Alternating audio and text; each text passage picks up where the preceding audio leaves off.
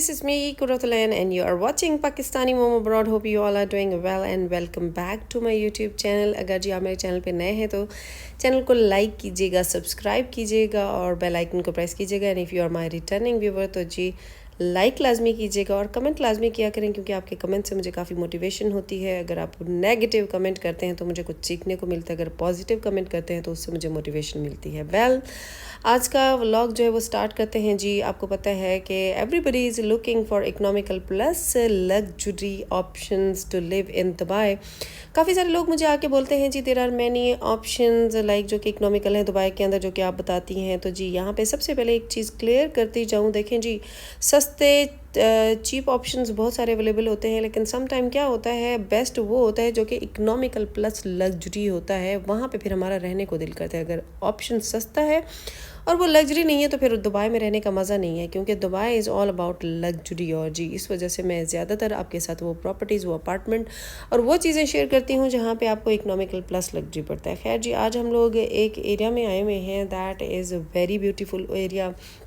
जो कि मैं जितने भी आपके साथ एरिया शेयर करती हूँ वो खूबसूरत होते हैं, वेल इक्विप्ड होते हैं और उनके अंदर जी तमाम फैसिलिटीज़ होती हैं। Gym, swimming pool, kids play area, around nurseries होती हैं, स्कूल होते हैं, हॉस्पिटल्स होते हैं, एवरीथिंग अराउंड होता है। और जी मैं चाहती हूँ कि आप लोग मेरे फॉलोअर जब मूव हो दुबई के अंदर, so you make a right choice for your living, ताकि आप बाद में मुझे अप्रिशिएट कर सकें। जी अभी मैं आई हुई हूँ अपनी एक फ्रेंड की तरफ हु इज़ फ्रॉम स्पेन, और उनसे मिलने आई भी हूँ मैं, because she is living the country and it's been like 8 to 9 years she was living here. And जी वो मैरिड है और हस्बैंड वाइफ और उनका एक बच्चा है, तो उनसे मैं मिलने आई हूँ। And I am quite sad today because she is living after 5 days। हमारी वैसे इतनी ज़्यादा ऑफ्टन कोई ज़्यादा मुलाकात नहीं होती थी, लेकिन कुछ फ्रेंड्स होते हैं जिनसे आपकी कभी कभी मुलाकात होती है, लेकिन आपसे अच्छी बातचीत होती है। और चूँकि मैं ज़रा घूमती फिरती रहती हूँ और मेरा प्रोफेशन भी ऐसा है, मैं इन्फ्लुएंसर ब्लॉगिंग करती हूँ, तो मेरे काफ़ी सारे हर नेशनैलिटी के यहाँ पे दुबई के अंदर, शारजा, अजमान के अंदर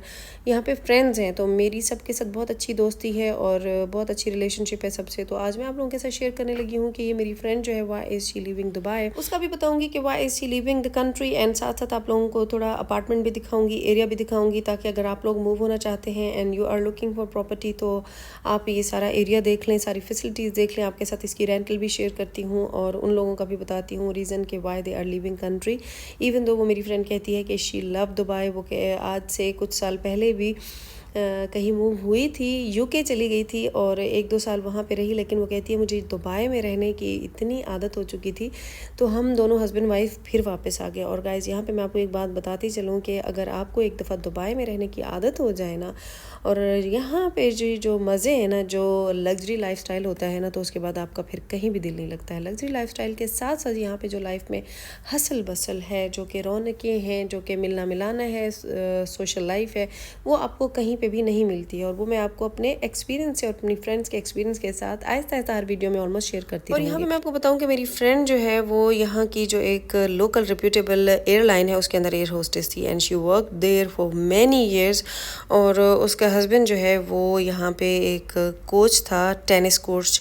तो अब ये दोनों बहुत अच्छी पोस्ट पे थे, जॉब कर रहे थे, वेल सेटल्ड थे और हैं अभी तक, ऐसे कोई मसला नहीं था। और उनका एक्सपेंस क्या था वो भी आप लोगों को बताती हूँ। तो इस टाइम जी पहले वो हस्बैंड वाइफ थे, तो हस्बैंड वाइफ के बाद अब उनकी हुई आज से कोई 2-3 साल, 2.5 साल की उनकी बच्ची है, बच्ची पैदा हुई। तो अब वो लोग आपको पता है they are foreigners, like husband जो है वो यूके नेशनल है, जो है वो स्पेन नेशनल है। खैर अब ये लोग ना स्पेन में रहते थे ना यूके में रहते थे, क्योंकि यूके में भी ये जाके रहे हैं, तो वहाँ से छोड़ के वापस आ गए क्योंकि इनका वहाँ पे दिल नहीं लगा। उन्होंने कहा नहीं हमारा वहाँ दिल नहीं लगा। और दूसरा आपको पता है जो सबसे बड़ा बेनिफिट होता है ना, ये फॉरेनर्स देखते हैं यूके या जितने भी बड़े कंट्रीज़ हैं और उसको प्रेफर करते हैं दुबई को रहने के लिए, तो सबसे बड़ा बेनिफिट जो होता है टैक्स होता है, और यहाँ का लग्जरी लाइफस्टाइल देखते हैं वो लोग। तो खैर ये भी यही देखते हुए रह रहे थे, लेकिन अब क्या ऐसी रीज़न आई है कि उनका कहीं पे भी दिल नहीं लगता, लेकिन फिर भी वो छोड़ के जा रहे हैं। And she was quite sad और बहुत ही उदास होकर उसने मुझे बताया कि हम लोग मतलब दिल नहीं कर रहा, लेकिन हम मजबूरी के तहत छोड़ के जा रहे हैं। और वो मजबूरी क्या है अभी मैं आपको वो बताती हूँ। वो मजबूरी ये है कि जी वो कहती है कि हम 2 हस्बैंड वाइफ हैं और हमारी एक बच्ची, और हमारा जो महीने का एक्सपेंस है दैट इज़ 25,000 दिरहम। और आपको पता है ये जो फॉरेनर्स होते हैं जब आते हैं दुबई के अंदर, ये बहुत अच्छे एरियाज़ में रहते हैं, लग्जरी एरियाज़ में रहते हैं, और इनका लग्जरी लाइफस्टाइल होता है। ये अपने बच्चों को भी उस तरह की सारी फैसिलिटीज़ देते हैं जो कि हम लोग एशियन लोग कंप्रोमाइज़ कर जाते हैं। मतलब हमें होता है कि अच्छा थोड़े से पैसे सेव कर लें, थोड़ा सा इधर से हम लोग मतलब थोड़ा बहुत कंप्रोमाइज़ करते हैं लाइफ के ऊपर और अपनी लग्जरीज़ के ऊपर, लेकिन ये लोग नहीं करते हैं। तो इसी तरह जी ये एक ज़बरदस्त सा एरिया है, यहाँ रहते हैं। और यहाँ पे भी ये लोग 2 बेडरूम के अपार्टमेंट में रहते हैं। मतलब एक हस्बैंड वाइफ है और एक छोटी सी बच्ची है 2.5 साल की, और आपको पता है ये लोग बच्चों का भी सेपरेट रूम रखते हैं।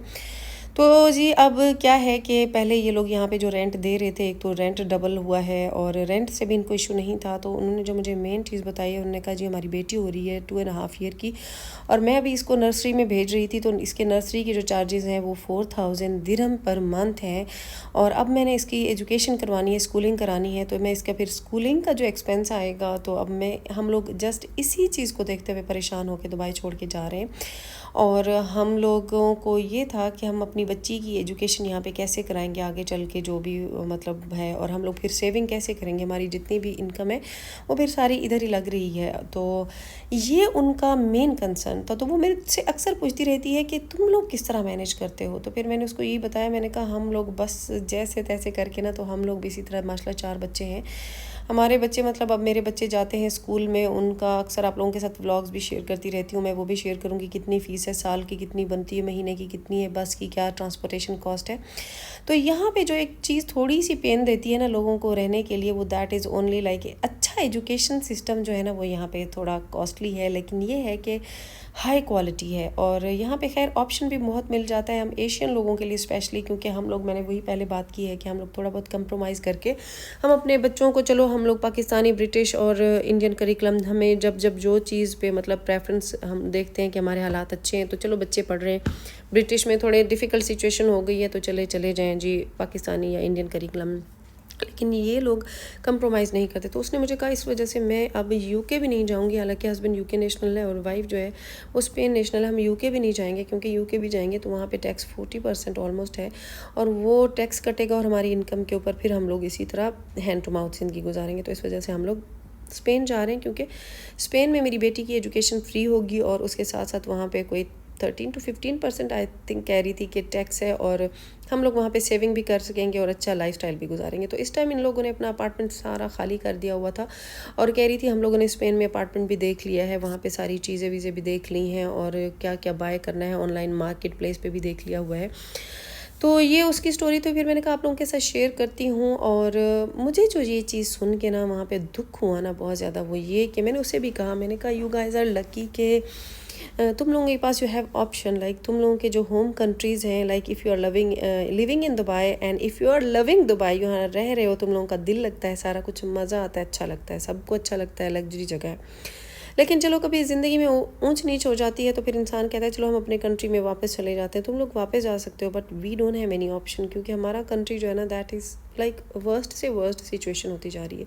अब यहाँ पे कुछ मुहब्बे वतन ऐसे निकलेंगे, आप लोगों ने फिर बैशिंग करनी है मेरी, तो वो आपको करने का राइट नहीं बनता, क्योंकि इस टाइम जो हमारे मुल्क के हुक्मरानों की नहीं, खाली हम पाकिस्तानियों ने भी यहाँ पे इतना कोई गंद मचाया हुआ ना बाहर कंट्रीज़ में, कि इतना दुबई हमारा पाकिस्तान फ्रेंडली कंट्री था कि हमें ईजीली यहाँ के वीज़े मिलते थे। और आपको पता है कि इस टाइम सिचुएशन क्या है और क्यों है, क्या यहाँ पे गवर्नमेंट की इन्वॉल्वमेंट की वजह से नहीं, हम लोग पाकिस्तानियों के बैड एटीट्यूड की इन्वॉल्वमेंट है। यहाँ पे चोरियाँ, गाड़ियाँ निकलवाना, लोन लेना, कर्जे लेना, लोग भगाना, आगे पीछे इस तरह के कामों और हरकतों की वजह से ऑफिशियली तो इन लोगों ने बैन नहीं अनाउंस किया, लेकिन we are going through a ban. और ये है, हम लोग मॉरली इतने गिर चुके हैं ना कि हम लोगों ने अपने आप को हर जगह, अपने नाम को, अपने पासपोर्ट को गंदा कर दिया। तो क्या हम लोग भी यहाँ से मूव होने का सोच रहे हैं? खैर ये अभी तो इस व्लॉग में आपको नहीं बता सकती, क्योंकि व्लॉग बहुत लंबा हो जाएगा। कमिंग व्लॉग्स में मैं आपके साथ शेयर करूँगी कि बच्चों का यहाँ पे क्या एक्सपेंस है और हमारी फ्यूचर क्या प्लानिंग है। तो इस वजह से चैनल को लाइक करें, सब्सक्राइब करें, देखते रहें पाकिस्तानी मोम अब्रॉड को, ताकि आप मेरी जितनी भी आगे की प्लानिंग है और आप लोगों के लिए भी बेहतर क्या प्लान है वो देखते रहें। तो जी मिलते हैं एक नए व्लॉग में, तब तक के लिए अल्लाह हाफ़िज़। थैंक्स।